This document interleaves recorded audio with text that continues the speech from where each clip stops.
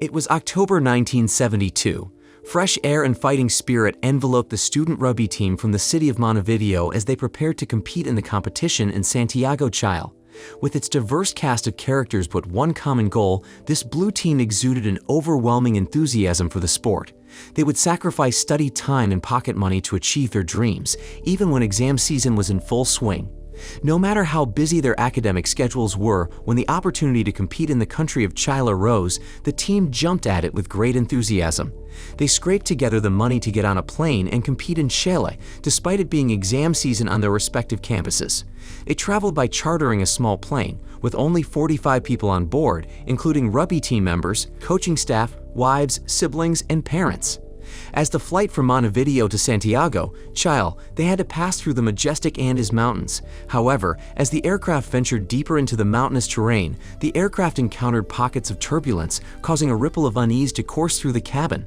Despite this, the team members tried to stay calm and enjoy the atmosphere. However, the weather was unfavorable. Dark clouds gathered ominously overhead, heralding the imminent onset of a storm. Yet, it wasn't long.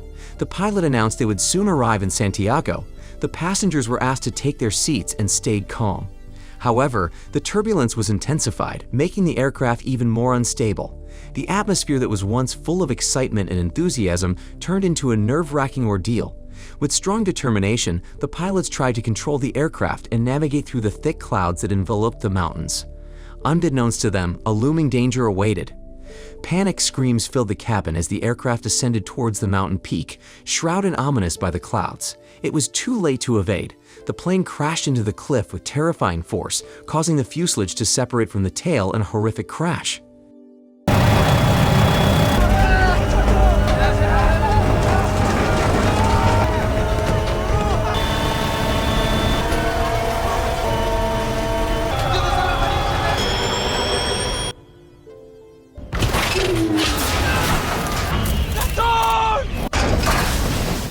In the aftermath of the crash, a haunting realization dawned upon some passengers. Some survived, some were seriously injured, and some died on the spot. Tragically, their journey came to an abrupt and untimely end amidst the chaos. In a panic, the survivors tried to rescue the wounded who were trapped under the wreckage of the aircraft. Outside, the skies darkened and snow began. The lousy weather returned. Snowfall made things even more difficult. As the survivors rushed to the cockpit to see the pilot's condition, but unfortunately he was already dying. The pilot was unable to activate radio communication. With his final breaths, the pilot uttered a solemn prayer as he beseeched for the salvation of those left behind. As night descended upon the mountains, they had to face the cold night in the mountains in fear and panic. Devastated and traumatized, they huddled together amidst the cold. The following day, some of the remaining survivors emerged from the aircraft, craving the warmth of the sun. Marcelo, the team captain, instructed the survivors to evacuate the bodies and salvage whatever belongings they could find from the aircraft.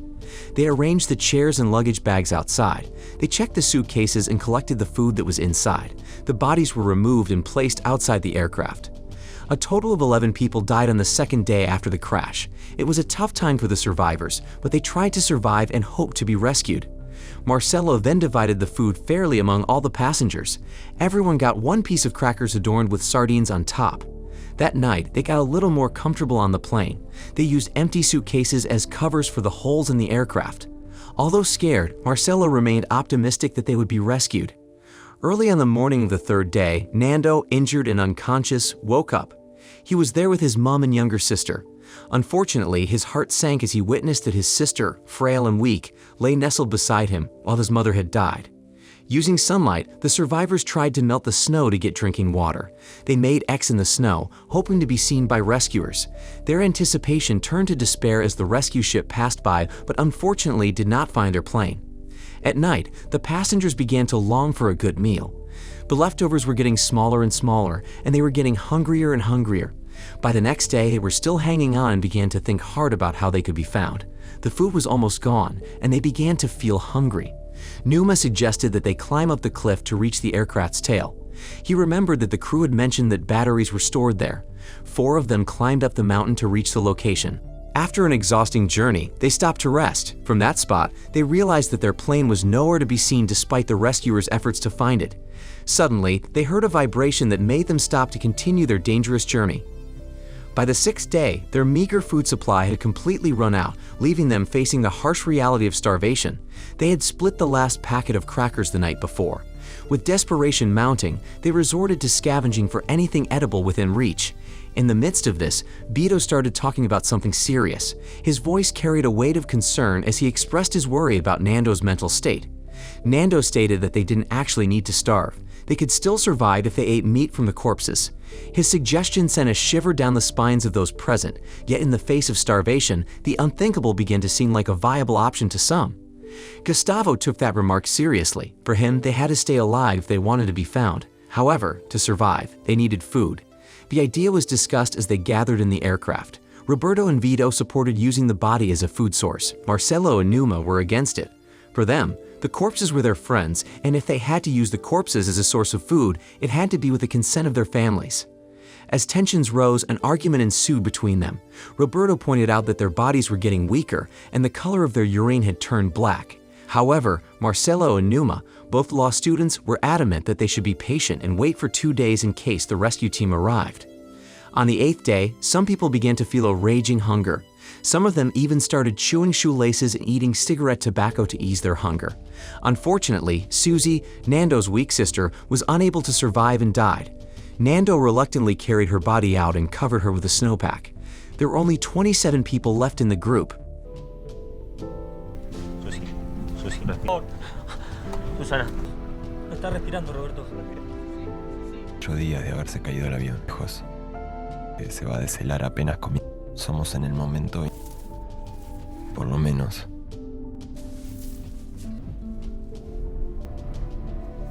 That night, Mancos began to experience hysterics due to stomach pains and breathing difficulties.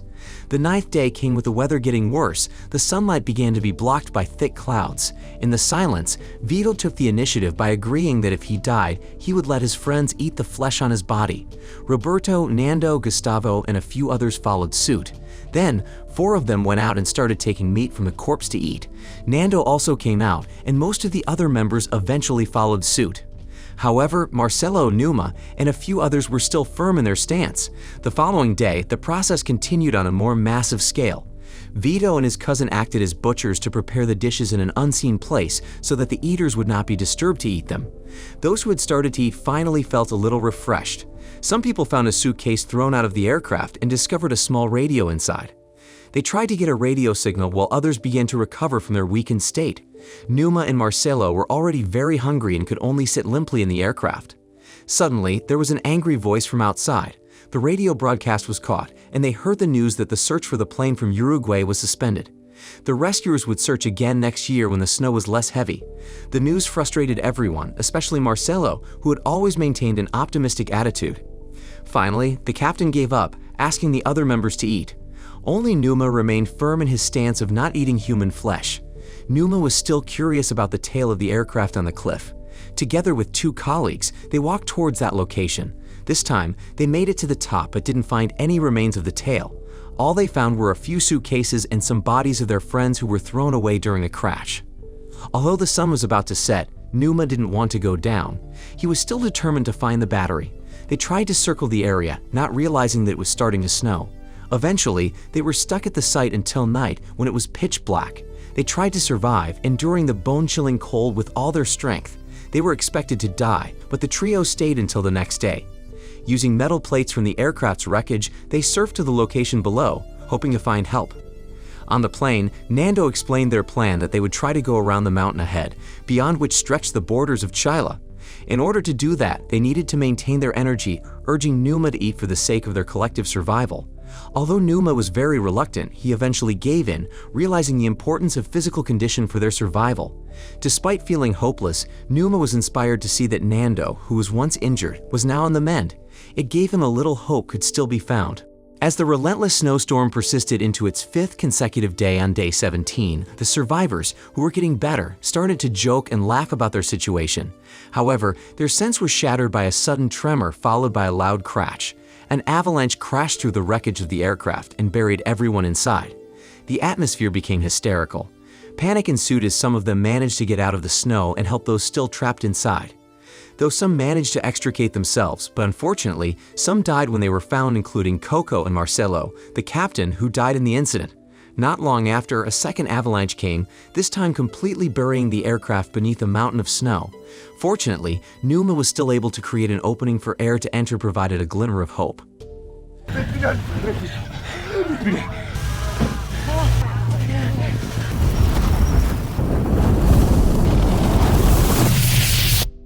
The following day, they began removing the bodies of the newly deceased. They decided to stay in the aircraft until the snowstorm subsided. They were forced to endure in a cramped space and with hunger striking. Day 18 was the second day they were buried in snow. Thanks to Vito's skill in removing meat from corpses, they managed to stave off starvation. However, their supplies were running low. They were forced to take food from the corpse of a friend who had just died. Roberto, a medical student, skillfully assisted in the process. Numa, who was getting stressed, acted emotionally. He tried to break the window of the aircraft by kicking it, resulting in a painful leg injury. 2 days later, on the 20th day, Numa tried again to poke the window. The weather outside was getting brighter. One by one, they tried to break the window and feel the warm air after 4 days trapped in the snow. They tried to clear away the snow that had buried the aircraft, and slowly the roof became visible.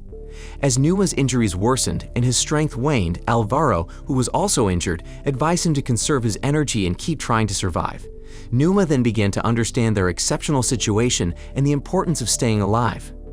Meanwhile, Nando began to encourage his comrades to find a way home, even though it was still too cold. They had to make a careful plan to take the risk. Tintin advocated for patience and suggested waiting for the temperature to rise, as he was still afraid to spend the night outdoors. Despite Nando's insistence, Roberto was still hesitant to do so.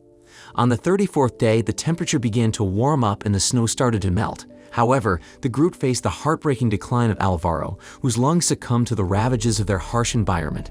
Alvaro was dying and could not be helped. Gustavo, a medical student, urged Roberto to make the trip even though they knew their medical knowledge would be useless in the situation.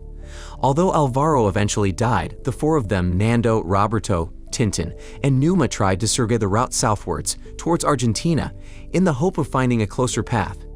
Shortly after they set out, Numa stumbled and felt pain in his leg.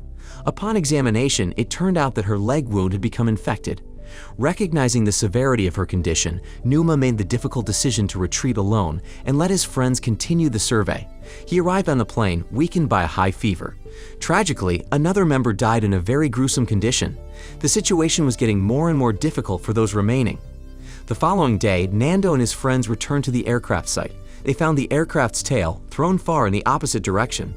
There, they found many suitcases containing food, drinks, and cigarettes. Not only that, they also found a battery installed on the tail of the aircraft. They intended to take the battery to the aircraft's cockpit to try to switch on the radio. Later that afternoon, bolstered by Roy's expertise in electronics, the quartet returned to the tail site. The battery was still functional, and it managed to switch on a light. Roy then tried to connect it to their inbuilt radio. Although the radio worked, they could still not get a communication signal. The situation was still challenging for them. Inside the cramped confines of the aircraft, the remaining survivors waited faithfully with snacks, not knowing whose body they came from. What was previously unimaginable has now become commonplace for them. However, amidst the pall of uncertainty, Numa's condition continued to deteriorate. He refused to accept food because he felt that his life was short. Unusually, Numa felt a deep fear. At the tail side of the aircraft, the four men continued to try to repair the radio, but their efforts failed miserably. Tintin found some sheets of waterproof cloth which they brought home. Although their efforts were unsuccessful, the waterproof sheets would be very useful as outdoor blankets. The next day, on the radio news, they heard that the Uruguayan Air Force would search for the stranded aircraft again. It made Roberto rethink their decision to take to go, but Nando insisted on going ahead. Nando didn't want to rely on the arrival of the rescue aircraft because it was possible that the rescue team wouldn't see where they were. Without realizing it, Numa's condition continued to spiral downward with each passing day. Sensing the approaching specter of his own mortality, Numa solemnly imparted a final message to Nando. Numa uttered a message that their friends could use his body to survive. That night, Roberto still tried to take care of him, hoping Numa's recovery, and Numa expressed his gratitude. The following day, Numa finally passed away. With only 16 resilient souls left among the survivors, nestled within Numa's shirt pocket, a piece of paper was found containing a message that everyone later read. The message revealed that there is no greater love than self-sacrifice for a friend. After reading the message, Roberto finally said he was ready to travel. The following day, Nando, Roberto, and Tintin prepared to explore the mountains in search of a way home for themselves and their friends. They carried blankets and food supplies in their bags, accompanied by the encouragement of their friends, who wished silent prayers for their safe return. The route they took this time headed west towards the country of Chile. As the 61st day dawned, under still light weather, the trio tried to conquer the Andes Mountains. They looked for a safe location to protect themselves from the cold when it got dark.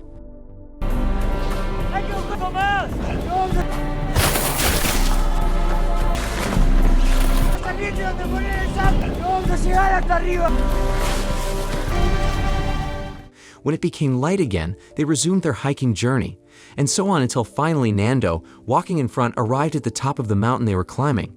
He looked at the scene in front of him with amazement and fear. Roberto and Tintin, who followed behind, showed similar expressions. With the first light of dawn painting the horizon in hues of gold and crimson, the Andes Mountains still stretched out, seemingly infinitely. Although the scenery was beautiful, they realized it could be disastrous for them. Nevertheless, Nando insisted on continuing. He saw two mountain peaks that were not covered by snow and was convinced that this snowfall in these mountains would surely end at some point. He urged Roberto to continue the journey with him. In the end, Roberto, the aspiring doctor, agreed to join Nando.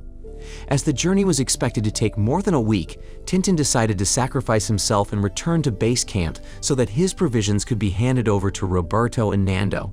While his two friends continued their journey, Tintin returned to the plains location. For days, Nando and Roberto walked along the peaks of the mountains, and the vast snowfields spread out before them.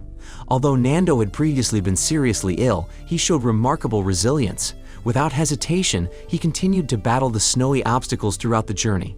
The clear weather made their journey easier until they reached a valley. They continued their descent and arrived at a rocky mountainous area free of snow. There, they rested while repairing Nando's broken shoes. They decided to stop and rest for a while. Following their arduous trek, they finally found the river. They took a sip of water to quench their thirst. Their bodies began to refresh. Roberto was happy to see a figure on the opposite bank. An officer of the mountain patrol was watching them. Roberto and Nando eagerly signaled for assistance, waving frantically and identifying themselves in hopeful anticipation of rescue. Responding to their distress, San Bernardo, the mountain policeman, helped them cross the river and took them to safety within the confines of the patrol office. Upon their arrival at the office, San Bernardo reported the incident to the chief, detailing the survivors' miraculous discovery. The chief immediately reached out to the Chilean State Search and Rescue Team. The search and rescue team commander immediately marked the location. Meanwhile, Nando and Roberto received treatment in a hut. For them, the torn bread served was the most delicious dish in the world. Before long, a group of journalists arrived to cover the whereabouts of the two resilient survivors. Their presence in the heart of civilization soon became headline news, echoing even within the confines of the small radio nestled amidst the wreckage. The remaining members were soon on standby, awaiting the arrival of the authorities. Nando was taken into a helicopter to show them the location of the remnants of their ill-fated aircraft lay strewn amidst the unforgiving terrain of the Andes. Meanwhile, Gustavo brought items that could be used as souvenirs for his friends as a tangible reminder of the bonds forged in the crucible of their shared struggle for survival. And then there was Roberto, who buried the remaining meat with a mixture of reverence and solemnity. With the addition of the 14 awaiting companions at the crash site completed the total of 16 survivors of the tragedy. Shortly afterward, a rescue helicopter arrived at the site. They cheered, happy the help had arrived. With hearts filled with gratitude and relief, they eagerly boarded the aircraft, ready to leave behind the mountain. On the historic day of December 22, 1972, marking the 71st day of their inexplicable disappearance, the Uruguayan survivors arrived in the Andes Mountains of Chile. As they arrived, they were greeted by their families, who had been informed in advance by the authorities. Before returning to their homes, the survivors were taken to hospital for much-needed medical attention and care. They all couldn't believe that they had survived. Once saved, they made a solemn vow never to forget their friends who sacrificed themselves to keep them. They understood that life was a precious gift that they should use to the best of their ability in return for the sacrifice of their comrades. Roberto Canessa continued to pursue his medical studies and became a cardiologist. Meanwhile, Nando Parado became a successful entrepreneur and famous TV presenter in Uruguay. Their remarkable journeys were a testament to the power of the human spirit and the resilience of the human heart, inspiring countless others to never lose hope even in the face of unimaginable adversity. Their stories became beacons of hope, the light of human courage and determination. As reflecting on their harrowing journey, let's carry forward their legacy of resilience, courage, and unwavering determination. So what did you think of the movie? Leave it in the comments below, and if you enjoyed the video, please like and subscribe for more movie recaps. See you in the next video.